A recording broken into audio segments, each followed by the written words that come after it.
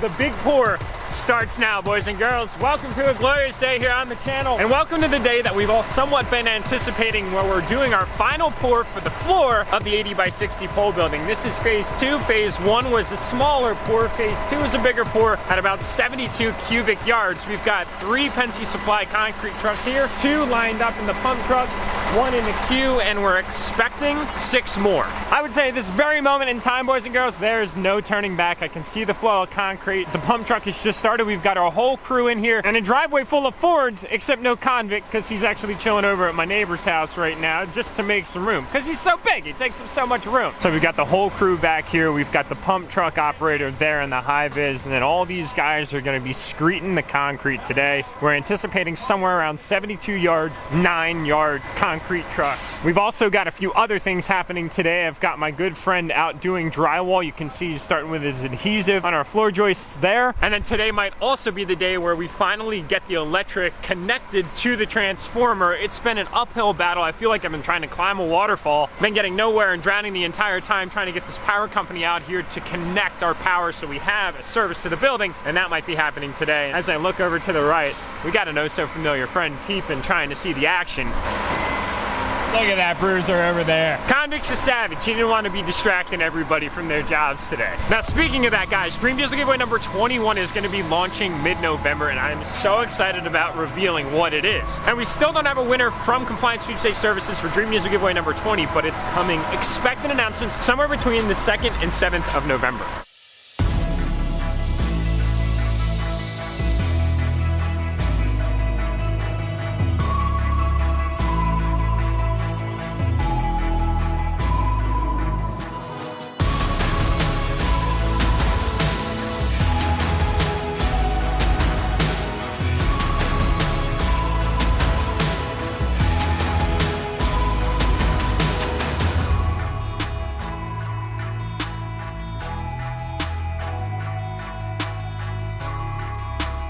It's safe to say that we've got a metric shit ton of concrete today, my friends.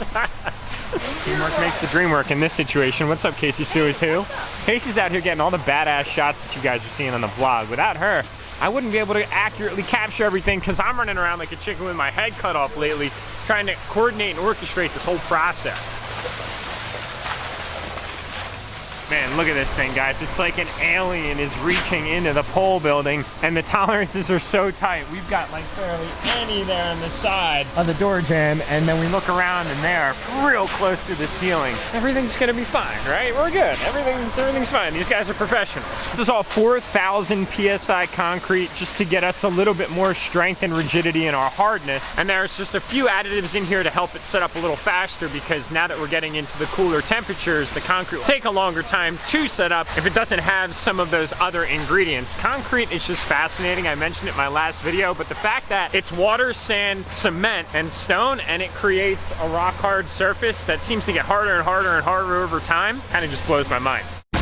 And the cool thing, for those of you guys that don't know, is concrete emits a thermal radiation while it's setting up and curing over the first few days. So once this is screeded in, looking nice and smooth, and it's hardened up a little bit, we'll come back and we'll feel it, and it'll actually create a pretty nice warmth. All right, guys, so 1 truck down, just for perspective's sake. That's what about 9 yards covers. You can see we still have quite a bit of area to go. Doing a little change over here. They have a longer hose on it that they're actually gonna remove, because things were getting a little too close for comfort, so they're gonna put a shorter hose on, which will hopefully be a little more manageable, because the person doesn't really control the hose. The hose kind of somewhat controls the person, because there's a lot of weight of concrete flowing through that rubber. That's a little better. Now we got more headroom, and we got more room down here to move it around, so they weren't sitting there fighting that thing. There's the weight. A little better now. Woo! Everything's gonna be fine.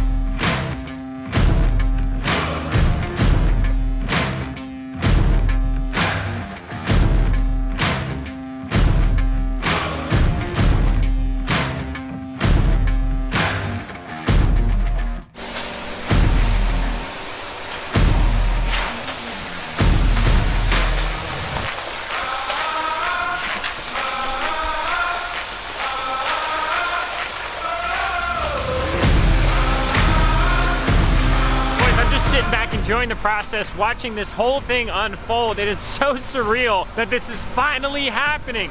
It felt like this step in the whole building process from the very point of clearing this property over a year and a half ago was so far away, and today is finally the day that it's actually happening. It seems so surreal and not real, probably very similar to the feeling that our winners feel when they get the call that they just won the truck of their dreams.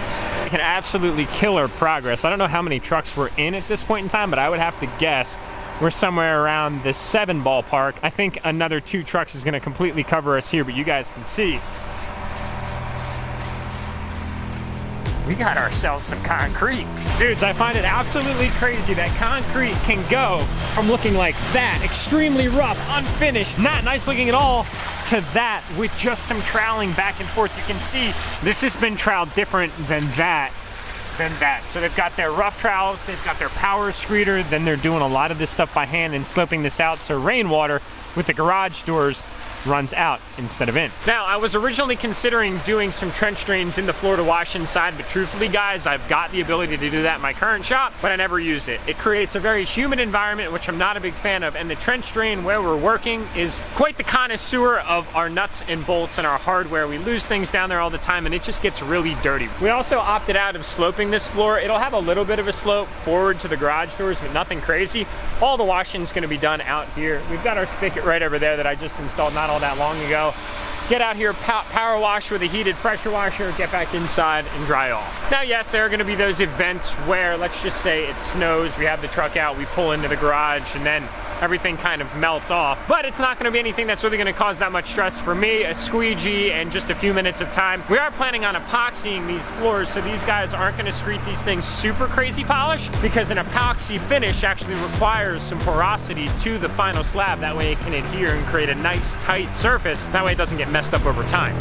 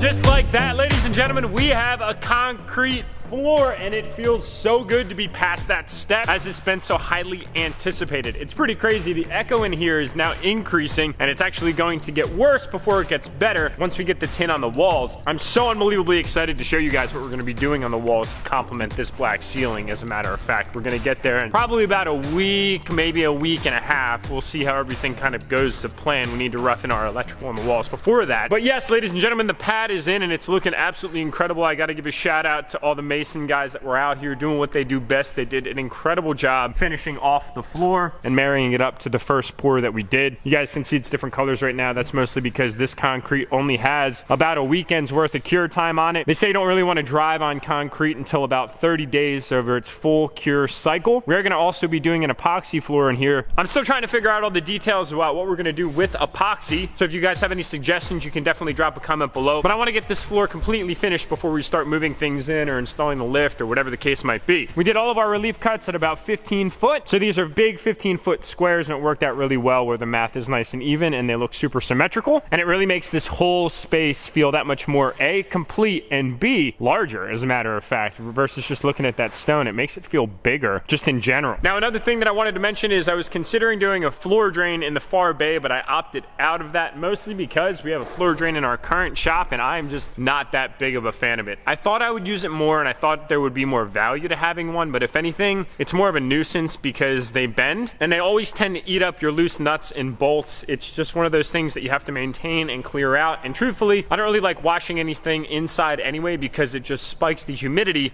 It leaves this kind of damp feeling in the building. I'm planning on picking up one of those high pressure diesel powered hot water pressure washers that we're gonna just use to wash things out front, being that we have our hose bib right there, and then we'll bring everything in the shop when it comes to drying it off in our nice heated environment. There is a slight pitch to the pad, nothing crazy, so that way if there's any standing water, we can just squeegee it out. It's gonna be a super simple process, especially once we get our epoxy floor down. I'm thinking this bay is going to be kind of my garage spot. The R8 will be kind of generally right in this vicinity. AT4 over there. We're gonna have our lift in this center bay. And then this far bay is gonna be kind of open for discussion. We could potentially put another lift in here if we want, or it'll be kind of like a general kind of collection area, only time will tell. If we have another lift, we'll definitely be able to keep it full, but the question is, do we need that lift? And only time will tell, but I'm definitely not opposed to getting a second one, which would only help to increase the ability for us to keep our bilge churning and burning. So my drywall guy's back right now. He's actually inside starting the mudding process for the finished off room, and that's where we're gonna wrap up today's video. So thank you guys as always for tuning in. If you haven't subscribed already, definitely consider doing so. We've got the winner announcement for Dream Diesel giveaway number 20 coming up this week, so keep your eyes peeled for that, and Dream Diesel giveaway number 21 will be launching very soon. You guys have a great night, and we'll see y'all in the next upload.